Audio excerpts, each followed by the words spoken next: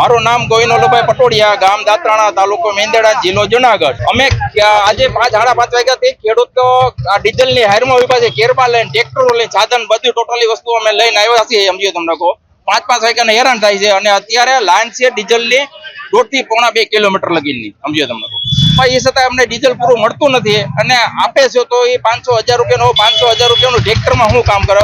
વીઘે ખેતી કામ કરી એટલે 2.5-3 લીટર તો ટ્રેક્ટર ડીઝલ લે જ। સમજો તમને કહો દાંતી છે, રાપ છે, માઠ છે, રોટાવેટર છે, કોઈ પણ આખી સમજો। હવે અત્યારે અમારે બધે વાવેતર અત્યારે અમારે ખેતીનું પૂરેપૂરું કામ કરવાની તૈયારીમાં તલ ની કાપણી થઈ ગઈ છે, મગની કાપણી થઈ ગઈ છે। સમજો તમને કહો પછી હવે અત્યારે અમારે ખેડા વગરનું તો ચોમાસું માથે આવીને ઉભું રહ્યું છે। હમણાં આગાહી ઉપર આગાહી આપે છે કે હમણાં 24-25 તારીખમાં વરસાદ થઈ જાય તો ખેતી કર્યા વગરનું વાવશું શું? અમે તો ખેડૂત એ રીતના મૂંઝાણા છે। સરકાર શ્રી અમારે એવી વિનંતી છે કે અમને ડીઝલ પૂરું આપે, પૂરતા પ્રમાણમાં આપે। સમજો તમને તો અમારી આ ખેતી આગળ વધશે ને ખેતી થાય, નકર ખેડૂત કર્યા વગરની ખેતી કરશે નહીં। વાવેતર કઈ રીતનું કરવું? અસ્તુ જય ભારત। વકાસિયા ગિરીશભાઈ કેશુભાઈ, દાત્રાણા, તાલુકો મેંદરડા, જિલ્લો જુનાગઢ। ડીઝલ પૂરેપૂરી અસર 50 લીટરની જરૂરિયાત છે અટાણે ખેડૂને, એની જગ્યાએ અટાણે 10 લીટર મળે છે।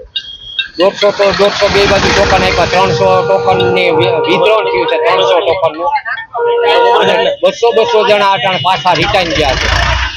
અત્યારે ખેડૂને લાઈનમાં ઊભું કે પછી મોસમ કરવી માગણી, બસ ખેડૂને પૂરતું ડીઝલ મળી રહે એવી માંગણી છે। 6 વાગ્યાના લાઈનમાં ઊભા થઈ। નામ કરમસિંહભાઈ પાનસુરિયા છું, મેંદરડાનો ખેડૂત છે। મારી પાસે 10 વીઘા જમીન છે।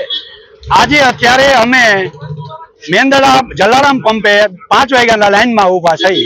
હજી કોઈએ કાંઈ એમાં એક્શન લીધી નથી, કોઈને કાંઈ ડીઝલ આપ્યું નથી।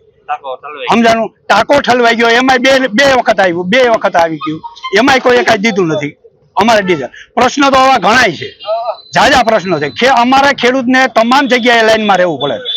એક તો ખાતરના ભાવ વધાર્યા, ખાતરના ભાવ લેવા જાવ ત્યારે અમારે લાઈનમાં ઊભું રહેવું પડશે, એમાં કોઈ એક્શન લેતું નથી। પછી ભાવતાલની અંદર તમે જોવો, ભાવતાલની અંદર તમને કહો પોષણ ભાવ નથી આપતા।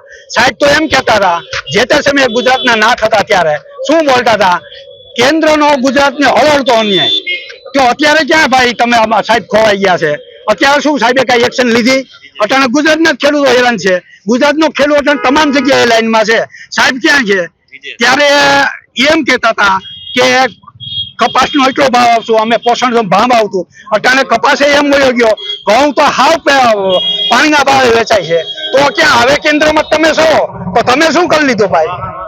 વાહન વાળાને બધી ડીઝલ આપે છે, વાહન વાળાને ડીઝલ આપે છે, બસો વાળાને આપે છે, તમામ પરિવહન ચાલુ છે।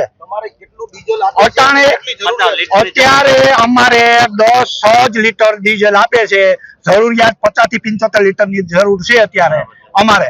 અત્યારે જો અમે લાઈનમાં ન ઉભા રહી તો અમારું વાવણીનું કામ, ઉનાળું કામ આખું ખોરવાઈ જાય એમ છે। અને તમે અટાણે એમ અને બધા જોઈને એમ કે ખેડૂત એટલો હેરાન થાય, પણ ખેડૂતની વેદના સાંભળી કોને સાંભળી? ખેડૂતની વેદના સાંભળી કોઈ આમ જનતાએ સાંભળવા વાળું નથી। આ સ્પષ્ટ વાત કહી દઉં છું, આમ જનતા જેને ખેતી સિવાયના બિઝનેસ છે એ કોઈ પણ સાંભળવા તૈયાર નથી। હું કામ સાંભળવાનું તૈયાર નથી? એની બધાની જરૂરિયાત પૂરી થઈ જાય છે, અમારી જરૂરિયાત પૂરી નથી। શાકભાજી વેચવા જાવ તો 10 રૂપિયા કિલો શાકભાજી જાય, માર્કેટમાં આવે તો 100 રૂપિયા થાય।